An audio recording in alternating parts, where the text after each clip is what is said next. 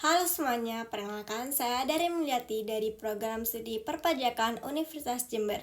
Pada video kali ini, saya akan menjelaskan secara ringkas, jelas, dan menyeluruh mengenai materi dari slide 1 sampai dengan slide 17 tentang PMK 15 tahun 2025.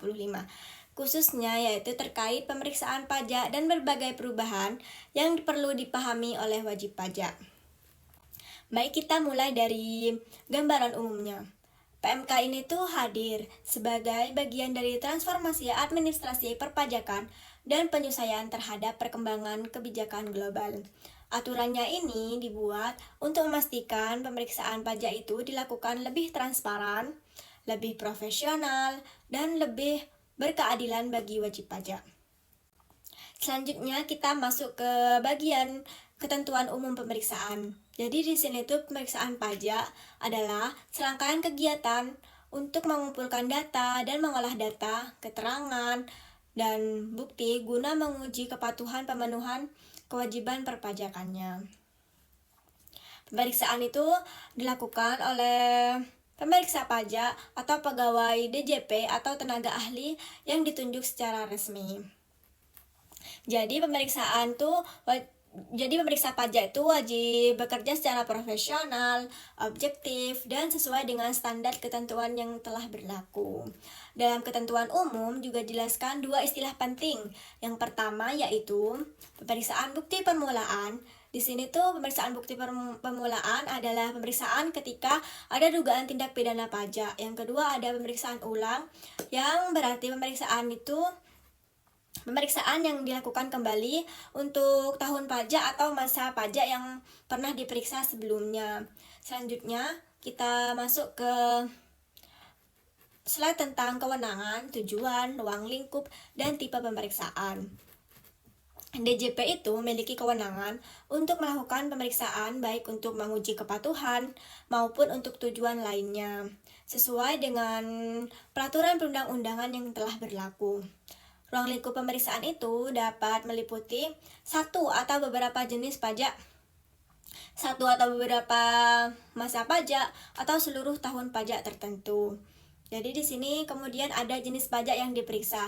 Jenis pajak yang diperiksa itu sangat beragam, bisa mencakup PPh, PPN, PPNBM, Bea Matrai, PBB, pajak karbon, hingga pajak-pajak lainnya yang dikelola oleh Direktorat Jenderal Pajak. Ini tuh menjadi penting. Kenapa? Karena perkembangan ekonomi digital dan transaksi modern itu menuntut pemeriksaan yang lebih komprehensif.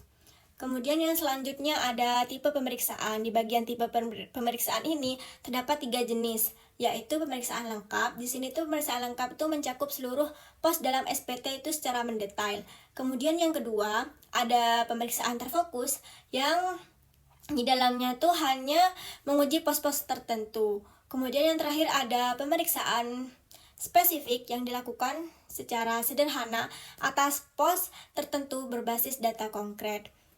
Nah, pembagian tipe ini tuh memungkinkan pemeriksaan dilakukan lebih efisien dan proporsional sesuai dengan tingkat risiko wajib pajaknya.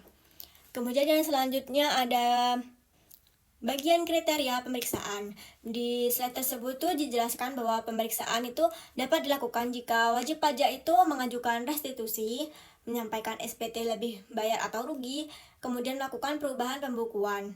Terus kemudian terdapat data konkret yang kurang bayar atau wajib pajak ini dipilih berdasarkan risk profiling.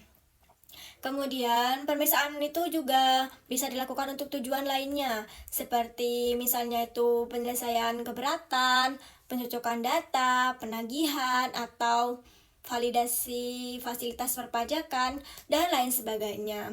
Setelah itu kita masuk ke bagian standar pemeriksaan.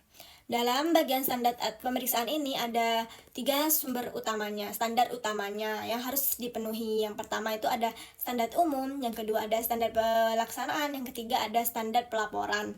Pemeriksa ini harus kompeten dan memiliki integritas. Kenapa demikian? Karena pemeriksaan itu mengacu pada metode yang benar dan bukti yang kuat. Semua hasil pemeriksaan itu nantinya itu dituangkan dalam laporan hasil pemeriksaan atau LHP.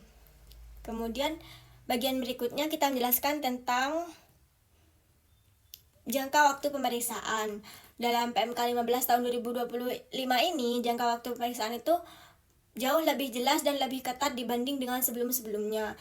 Pemeriksaan lengkap itu maksimal 5 bulan, kemudian pemeriksaan terfokus tuh maksimalnya 3 bulan, kemudian pemeriksaan spesifik itu maksimalnya 1 bulan.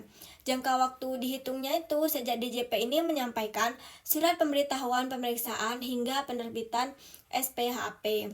Setelah SPHP ini disampaikan, masih ada waktu 30 hari untuk pembatasan akhir dan penyusunan laporan pemeriksaannya itu. Hal yang menjadi sangat penting itu adalah pemeriksaan itu pada umumnya tidak dapat diperpanjang. Perpanjangannya itu hanya memungkinkan pada kasus-kasus tertentu seperti audit grup atau transfer pricing yang sangat kompleks. Dan itu pun maksimalnya hanya sampai 4 bulan saja. Bagi wajib pajak ini memberikan kepastian hukum dan kepastian waktu selama pemeriksaan berlangsung dengan berbagai perubahan yang dijelaskan dalam slide 1 sampai dengan slide 17 tadi. Dapat disimpulkan bahwa di sini tuh PMK 15 tahun 2025 itu bukan sekedar penyegaran aturan, tetapi pembaruan yang sangat komprehensif untuk memastikan pemeriksaan pajak itu berjalan lebih cepat, lebih profesional, lebih fokus, dan lebih adil bagi wajib pajak itu sendiri. Ini berarti penting juga dalam menjaga dokumentasi dengan rapi, memahami hak dan kewajiban, serta menyiapkan diri untuk memberikan data yang konsisten dan akurat. Pemeriksaan kini itu tidak hanya mencari kesalahannya saja, tetapi juga memastikan keseluruhan informasi perpajakannya itu sesuai dengan kondisi yang sebenar-benarnya. Demikian penjelasan mengenai PMK 15 tahun 2025 ini, khususnya pada materi slide 1 hingga dengan slide 17. Semoga narasi ini dapat membantu kalian semua memahami dengan jelas terkait dengan perubahan-perubahan yang berlaku dan dapat menjadi materi video presentasi yang informatif. Terima kasih.